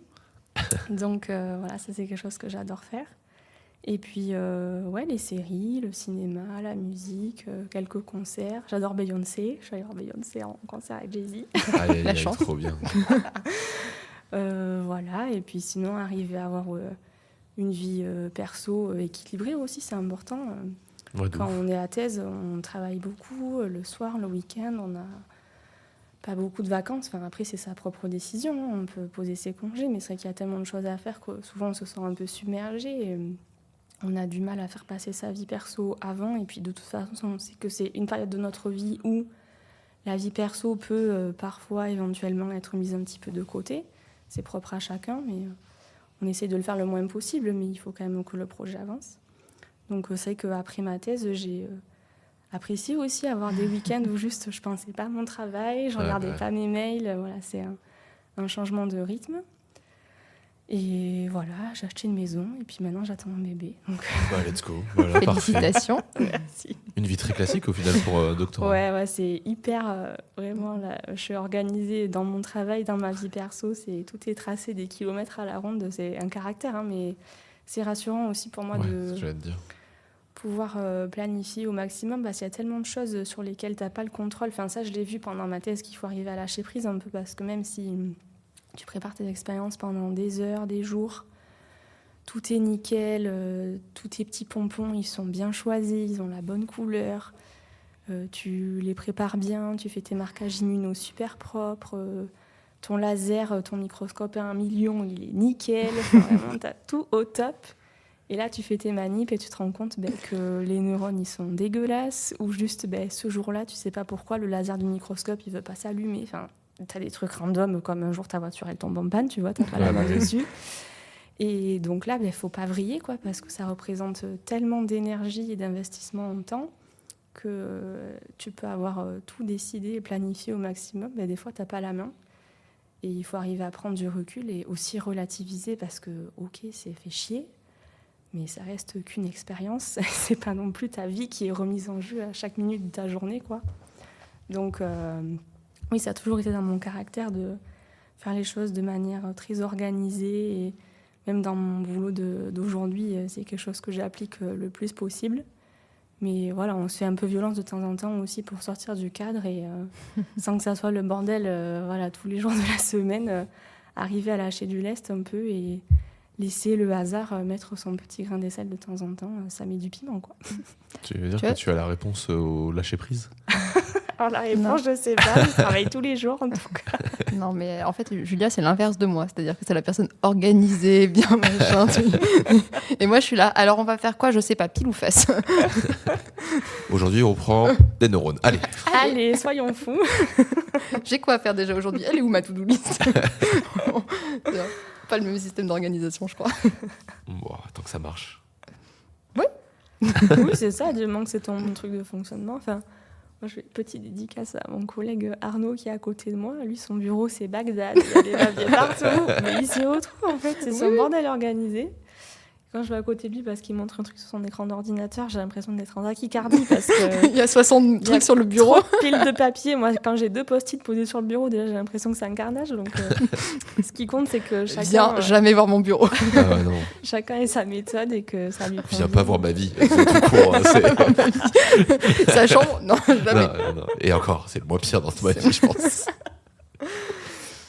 Ok, c'est chouette. En vrai, c'est hyper encourageant de voir des gens comme toi qui sortent de la thèse et je sais pas, genre que t'es épanoui avec, t'as appris beaucoup de choses et ça relativise. On reçoit beaucoup des gens en thèse ou en fin de thèse qui justement se posent plein de questions et je pense que c'est un épisode hyper important pour eux d'entendre ça. Ouais, mais là, c'est facile aussi la position que j'ai parce que ma thèse, je l'ai soutenue il y a presque 4 ans et demi maintenant. Le petit coup derrière la nuque là. Pourtant, j'ai l'impression d'être encore étudiante, mais... c'est sûr que j'aurais pas eu ce discours il y a 4 ans, tu vois. J'aurais été essoufflée, fatiguée des 3 ans de thèse, de mon master, très contente du parcours que j'ai fait, mais tu peux pas prendre du recul et de la hauteur tant que, je pense, t'as pas passé l'étape, digérer un peu la fatigue et apprécier ce que ça t'a vraiment apporté. C'est vrai que quand j'étais en thèse, en première, deuxième, troisième année, j'avais l'impression que toutes les compétences que j'étais en train d'acquérir, c'était de la biologie pure, un peu de physique avec la microscopie, enfin c'était biologie. Mais maintenant, avec du recul, je me rends compte que ça m'a beaucoup apporté humainement aussi. Tu vois, juste faire cette interview aujourd'hui, j'arrive à expliquer de manière plus ou moins claire ce que j'ai fait. Et c'est le plaisir de partager des connaissances que tu as engrangées, qui sont plus ou moins précises encore en toi parce que le temps est passé, mais... on a investi tellement de temps et d'énergie dans ce parcours-là qu'il faut arriver à retirer le positif. Donc évidemment qu'à la fin de la thèse, on est éclaté au sol, on est perdu. Ouais. On se dit mais qu'est-ce que je vais faire de ma vie? Est-ce que vraiment, parce que j'ai un bac+8, j'ai envie de faire un postdoc et d'être chercheur alors qu'il y a 3 places au concours CNRS chaque année en euros en France? Enfin, c'est quoi mon avenir? Évidemment que ces questions, je me les suis toutes posées pendant des mois. Et c'est pas des périodes faciles parce que tu as l'impression... quand même d'être quelqu'un de câblé, enfin tu vois, on n'est pas débile quoi pour arriver là. On peut être un connard mais pas complètement débile. et pour autant, tu as l'impression que tout ce que tu as engrangé de connaissances te permet pas concrètement d'arriver à un objectif ou à un but fini parce que c'est compliqué, il faut encore repasser des concours. Oui, tu es docteur, mais ça te donne pas le droit de faire de la recherche indéfiniment en France, enfin en tout cas dans la recherche publique. Donc tout ça, ça remue beaucoup de doutes et de questionnements. Mais il faut aussi se laisser le temps de se poser ces questions, parce que c'est important. Je pense que si j'avais trouvé la réponse de suite, peut-être que je ne serais pas aussi contente de tout le chemin parcouru. Et ça te fait passer par différentes étapes, tu rencontres plein de monde différents. Moi, j'ai eu la chance de trouver un travail que j'adore vraiment maintenant assez rapidement par mon réseau professionnel. Mais on peut tester plein d'autres choses, arrêter pendant 1 an et faire un voyage à travers le monde pour juste couper et se nourrir de trucs purement humains et plus que de la biologie H24. J'aurais dû faire ça au lieu de passer la dernière année à faire des appels à projets, là j'en peux plus. Tu vas rejoindre Jean, toi, je le sens là. Donc il faut que chacun trouve son chemin. C'est normal d'avoir peur, c'est normal d'être fatigué. Mais je veux dire, il n'y a pas d'échec en soi. Et même si on ne suit pas un parcours qu'on avait imaginé depuis 10 ans ou que ça ne se passe pas de suite, c'est pas grave. Enfin, je veux dire, on a quand même fait une thèse, quoi. Enfin, c'est pas donné à tout le monde. C'est un parcours extraordinaire. On a rencontré des gens très intelligents. On s'est fait beaucoup de collègues super, d'amis. Enfin, moi, j'ai énormément de collègues dans mon laboratoire où j'étais en thèse qui sont des amis. Je suis devenue la marraine d'un de leurs bébés. Enfin, voilà, c'est une famille, en fait, qui se construit. Ouais. Et donc, tout ce noyau-là, ça devient nous, en fait. Ça fait partie de notre personne. Et oui, si ça peut donner de l'espoir, comme tu dis, De fou. aux étudiants qui sont en thèse actuellement, tant mieux. Continuer. Et voilà. Moi, tout ce qui s'est passé pour moi de positif, où vraiment ça a eu un impact, où il y a quelque chose qui s'est déroulé positivement, c'est parce que je m'étais posé des questions, j'ai eu peur, et à un moment donné, je me suis dit, tant pis, en fait, on essaye, on contacte les gens, on essaye un truc, où on va voir une entreprise ou un service ou un je sais pas quoi qui nous apporte des informations. Et là, à chaque fois, il y avait quelque chose de concret qui se passait, parce que j'avais fait une démarche proactive, plus que mes petits collègues qui étaient en thèse et qui attendaient un petit peu que ça se passe, entre guillemets. Et donc, si toi, tu fais pas le pas, personne ne va le faire à ta place et il se passera rien. Donc, même si tu as peur et que tu as l'impression que c'est pas forcément le bon chemin, mais ok, t'es pas en train d'engager ta personne et on va pas te couper les 4 membres parce que tu t'es trompé, en fait. Donc, voilà, faut pas avoir peur d'aller voir les gens, leur poser des questions. Voilà, pendant que j'écrivais ma thèse, les 6 derniers mois, je me suis fait un tableau Excel, je me souviens, il y a peut-être 90 lignes, où j'ai récapitulé tous les contacts que j'avais eus dans le domaine de la gestion de projet, communication scientifique ou autre, à travers la NBA ou d'autres activités comme ça, pour comprendre qu'est-ce qu'ils faisaient de leur vie. C'était quoi leur métier, comment ils étaient arrivés là, qu'est-ce qu'ils avaient fait comme études, c'était quoi leur salaire, est-ce qu'ils aimaient leur quotidien, est-ce que leur métier aujourd'hui, c'était ce à quoi ils s'attendaient il y a 10 ans, enfin voilà. Et donc ça m'a donné une espèce de paysage hyper complet de tout ce qui existe autour de la recherche en neurosciences, mais sans être toi-même à la paillasse. Et donc j'ai découvert des dizaines de métiers différents dont je ne soupçonnais pas du tout l'existence. Ça m'a vraiment confortée dans l'idée de vouloir partir dans ce chemin-là et partir vraiment du labo pur. Et c'est comme ça que j'ai trouvé mon boulot actuel. Donc ça me faisait mes pauses au milieu de la rédaction. C'est pour ça que les loisirs avec elle... Et si, j'arrivais à m'amuser quand même, parce qu'on va croire que j'étais vraiment une fille horrible. Mais voilà, c'est une manière aussi de sortir du cadre et de s'autoriser de penser à autre chose. Et puis ceux qui veulent péter un câble et devenir chanteur de rock ou créateur de mode, enfin j'en sais rien, tu vois, on s'en fout, qui demandent et ils essayent. Enfin, on n'a qu'une vie, donc je dis ça maintenant de manière très sereine parce que j'ai trouvé ce qui me plaît, mais je me suis aussi fait violence de contacter, je te dis n'importe quoi, des journalistes scientifiques où j'avais l'impression que c'était à 10 000 km de mon domaine, mais on s'est appelés et pendant une demi-heure, je leur ai posé des questions, comme tu me poses des questions aujourd'hui, et je me suis dit, ça me plairait, non, ça me plairait pas. Et petit à petit, plus tu vois des métiers différents qui existent, plus tu te fais ton fameux petit entonnoir qui se resserre un peu sur ce qui te plaît le plus et qui rassemble que les avantages et qui dégage tous les inconvénients. Et tu finis par trouver quelque chose qui te plaît. Et si tu as la chance d'être au bon endroit, au bon moment, ou tomber sur une personne à qui tu plais, il se passe un truc, tu peux avoir des opportunités exceptionnelles en fait. Donc, à fond. Faut y aller. Let's go les jeunes. C'est ça le mot d'ordre. C'est cool. Merci beaucoup pour tout ça. Je t'en prie. C'était très chouette. C'était super intéressant. Merci. C'est l'heure de l'interro, c'est ça ? C'est l'heure de l'interro. Oula. Alors, pour l'information, l'interro, il va essayer de résumer ta thèse en genre 1 ou 2 phrases, genre à peu près 1 minute, en essayant d'utiliser son vocabulaire à lui. Ok, trop bien. C'est-à-dire, je veux dire bababou, des trucs comme ça. Je suis prête. Et je dois te mettre une note après Tu peux mettre une note, ouais. Tu peux dire c'est bien ou pas bien, tu peux rajouter des choses s'il en manque. Okay. Dans le dernier épisode, j'avais oublié que j'avais fait cette blague, j'ai dit, j'ai bien résumé, je vais avoir 14. Oh, la tristesse de tes notes. C'était très drôle. Non, mais je l'avais résumé moyen, mais c'est dans... ça pourrait être une de mes recos, tiens, voilà, ce sera ma 3e reco.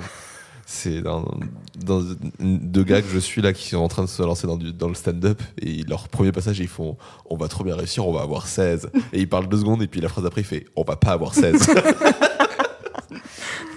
Ouais, Eh ben, 14, on va ça voir. fait un peu ni fait ni à faire, quoi. Je sais pas. Ouais, c'est la Ouah, t'es note, dur. Moi 14 j'étais content quand j'avais 14. c'est la note que je détestais avoir. 13-14 à l'école. Ou t'as un 10, tu te dis, ok, j'ai merdé, c'est la merde. Non, c'est le 12. Ou t'as 18, quoi. Ou ouais, T'as t'as 16, 16, mais 17, quoi. ouais, un 13-14, ça faisait note bâtarde, quoi. Là, il y a mes stagiaires, il y en a un, il a eu ses notes. Putain, il a eu 13, mais toute une journée, il Il était s'en là, est j'ai eu 13. Ça va aller. Tu as eu 13, tu n'as Mais pas. détendez-vous, oui. Détends-toi. Ouais, en plus, c'est C'est impair. perfectible. Attends, mais 13 c'est perfectible. Voilà, c'est bon. C'est Oui, perfectible, c'est le mot, ouais. c'est perfectible, c'est tout. Enfin, je veux dire, t'es pas mauvais, mais c'est pas parfait, mais c'est pas mauvais. Putain. C'est un grand débat en ce moment qu'on a avec mes collègues aussi profs. C'est la question de se dire, mais putain, en France, on est quand même des turbo casse-couilles sur les Ouais. notes. C'est abusé, quoi. Enfin, C'est difficile. mettre plus de 16, ça trouve le cul aux profs, quoi. Et je les ai regardés, j'étais en mode, mais vous vous rendez compte quand même que plus de 16, pour vous, un étudiant qui a 18, c'est déjà pas parfait. Enfin, je veux dire, Ouais. mais ça leur fait du bien d'avoir 18. Ouais. Ah, putain. Moi, j'ai mis des 18 à l'examen d'addicto. Ouais, moi, j'ai jamais mis de 20 encore, je crois. Ah, je Faudrait que je mets 20. revoie, mais j'ai déjà mis des 18 et des 19. Parce que 20, faut vraiment que j'ai rien à dire, tu vois. Genre, il faut Ouais, qu'il ouais. me cloue le bec. Ouais, c'est ça. Ouais, pareil. Mais un 19, ça peut facilement tomber. C'est un truc où je suis en mode, bah, j'ai 2-3 remarques, mais en vrai, mec, tu passes ça, c'est Ouais. parfait. Enfin, voilà. Bon, si je te mets un 13 sur ton interro, tu Ça sauras ce que ira. ça veut dire. Non, pour moi, c'était à partir de 12. 12 ou en dessous, je me disais, ok, ça veut dire que ça vaut pas mieux que le premier Astérix, tu vois. Genre, c'est vraiment Ou le ridicule, dernier, quoi. au choix. Non, le dernier est plus bas. Le dernier est vraiment plus bas. Ouais, j'aurais pas mis un 12 au dernier. Je l'ai pas vu, mais je pense que je mets pas 12. Non, franchement, on n'y va pas. Bon, du coup, on va passer au petit résumé. Vas-y. Allez, l'interro de Robin. C'est l'interro de Robin. Moi, de ce que j'en ai compris de ta thèse, et c'est juste sur la fin, il faudra que je fasse un peu attention, c'est que du coup, c'était une thèse fondamentale où tu cherchais du coup comment fonctionnaient trois, alors pas neurotransmetteurs, mais j'allais dire neurorécepteurs, mais je suis pas sûr que ça existe. Récepteur, oui. Récepteurs tout court. Trois récepteurs du coup des neurones et leur rôle en fait et leur implication qu'ils peuvent avoir pas vis-à-vis de certaines formes d'autisme. Donc dans un cerveau, j'ai pas envie de dire le mot sain, du coup faut que je trouve un autre mot. À l'état basal. À l'état basal, ouais, mais du coup Ah oui. Norme. en résumé. Normal, Dans la entre guillemets. voilà, dans la norme. Oui. Et du coup dans les certaines formes d'autisme. Ouais, c'est super. C'est pas C'est très bien. Non, c'est une très bonne reformulation. Et effectivement, c'est juste comment ces fameux récepteurs au glutamate, donc c'est des acteurs super importants dans la manière dont les neurones fonctionnent. Ouais. Ils sont organisés, comment ils bougent entre eux dans un cerveau, oui, sain, on peut le dire. Et quel impact une forme d'autisme peut avoir sur ces acteurs très importants dans la transmission synaptique. Ouais. Ben voilà. Bravo. Je mettrai... Oui. Allez, 15,5. Ah, c'est très bien, ça me va. Ouais, c'est Bravo. bien. Très content de ce 15. Très content. Le demi fait la différence. Ah bah de ouf. C'est presque 16. C'est ça. Presque Je 16. voulais pas mettre 16, Pas mais la mention très bien, mais Tu vois, tu voulais pas mettre 16. C'est fou quand même. Alors que t'as dit Les que c'était profs. très bien résumé. t'es à fleur du très bien. Allez, Fleur du allez, très bien. ça me va. Toujours été à fleur du très bien. Non, j'étais toujours au bien. toujours à la fleur du bien, oui. Non, j'ai toujours eu bien. Il y a que mon BTS où j'ai pas eu bien. Mais en même temps, le BTS, c'est pas peut-être pas le même délire. C'est compliqué, c'est la pression, putain. Non, mais on le dit pas assez. Mais quand tu passes ton premier diplôme, c'est pire que le bac, quoi. Ouais, c'est vrai. C'est l'enfer. Bref. Eh ben écoute, on va conclure tranquillement cet épisode avec des petites recommandations culturelles. Quelque chose qui t'a plu récemment, pas forcément quelque chose de récent, mais quelque chose qui t'a marqué dernièrement et que tu souhaiterais partager. Ouais, alors j'y réfléchis et j'ai pensé à la série La Servante écarlate, Yes. The Handmaid's Tale. Je l'ai vue il y a quelques temps maintenant, ça doit faire 2 ou 3 ans. Et ça m'a énormément marqué en fait. Et je trouvais que ça avait pas mal de sens par rapport à ce dont on pouvait parler aujourd'hui. Alors évidemment, ça n'a aucun rapport avec l'autisme ou les neurosciences. Mais juste, déjà, je trouve que la réalisation est ouf. C'est des images magnifiques, les acteurs sont incroyables. Et l'histoire en elle-même, donc pour résumer, c'est une espèce de société un peu secte qui utilise les quelques femmes stériles. Fertiles, pardon, tu vois le petit lapsus. Les quelques femmes fertiles qui restent dans cette population pour faire des enfants à gogo, parce que quasiment tout le monde est stérile.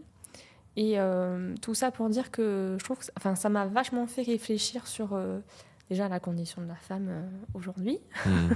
Comment on est considéré ? Est-ce que on est juste un être vivant qui sert à se reproduire, ou on a notre place entière et totale dans d'autres actions que juste la reproduction ? Ça, c'est une question importante. Ouais. Et alors je dis ça en étant enceinte, donc c'est Oui, mais tu l'as choisi. drôle, mais oui. Et après, il y a tellement de moments dans cette série qui se rapprochaient de très très près avec notre réalité là, du monde qu'on vit actuellement. Des fois, ça me faisait un peu flipper parce que tu prends du recul sur les situations un peu border qu'on vit de temps en temps. Et je me dis, ouais, mais ok, c'est une fiction, évidemment. On n'y est pas encore en France en 2023, mais il y a tellement de limites très très fines qui pourraient être franchies si tu tombes sur un dirigeant un peu taré ou la population qui perd un peu le sens de ses droits, etc. Que voilà, c'est une série qui m'a beaucoup marquée. Et puis ce code rouge, je trouvais qu'à l'image tout était très fort et très bien joué. Et puis ça avait quand même un rapport de loin avec la biologie, en tout cas les sciences du vivant, parce qu'on parle quand même des enfants, la manière dont on se reproduit, etc. Et voilà, je trouve que cette série, elle est très forte. C'est pas un truc à regarder le soir où t'es éclaté au sol, épuisé, déprimé, parce que c'est quand même très fort et difficile à regarder, surtout quand t'es une femme. Ouais, psychologiquement, faut pas être au fond du seau le jour où tu regardes ça. Mais je l'ai trouvée super forte et puissante et intéressante, et ça sort un peu des trucs très girly que j'adore aussi, ou très science-fiction, où tu sais que de toute façon ça ne fera jamais partie de ta vie plus tard. Là, c'est quand même assez proche d'une réalité qui peut nous toucher de pas trop loin. Et voilà, donc La Servante écarlate, je trouvais que c'était intéressant pour prendre du recul sur la condition de la femme et juste du vivant en général. Ouais. Bon choix. Je l'ai pas vu en entier parce que justement moi j'ai trop violent. Elle est un peu hardcore. J'ai mis de côté aussi, je me suis dit c'est bon, j'ai trop de trucs à gérer en ce moment, je vais pas commencer à m'ajouter des séries de fous furieux. C'est un peu compliqué. Attends, des trucs plus drôles. Mais c'est prévu, je regarde, c'est vrai que tout le monde m'en parle et que ça a l'air fou. Il faut que je m'y remette aussi. Mais... à fond. T'as une petite reco, Laura ? Oui, alors moi je vais recommander un livre qui est un livre pour les enfants jusqu'à milieu adolescence, pré-ado plutôt, qui s'appelle Corps, amour et sexualité par Charline Vernon, et qui est en fait un livre qui parle d'anatomie, de sexualité, de consentement, de rapport au corps pour différentes tranches d'âge. En fait, c'est un livre pédagogique à destination des parents et des enfants pour justement aborder certains sujets avec les enfants et leur permettre d'avoir des clés pour vivre avec leur corps qui grandit, mais aussi celui des autres et éviter certains comportements, etc. Et c'est vraiment pédagogique, donc c'est vraiment découpé à chaque thématique. Tu as la catégorie 5-10 ans, et 10 et plus, etc. Et c'est vraiment hyper intéressant. Je l'ai offert, je vais l'offrir, je l'ai offert parce que du coup on est dans le futur. Oui. Je l'ai offert au neveu de mon mec pour son anniversaire.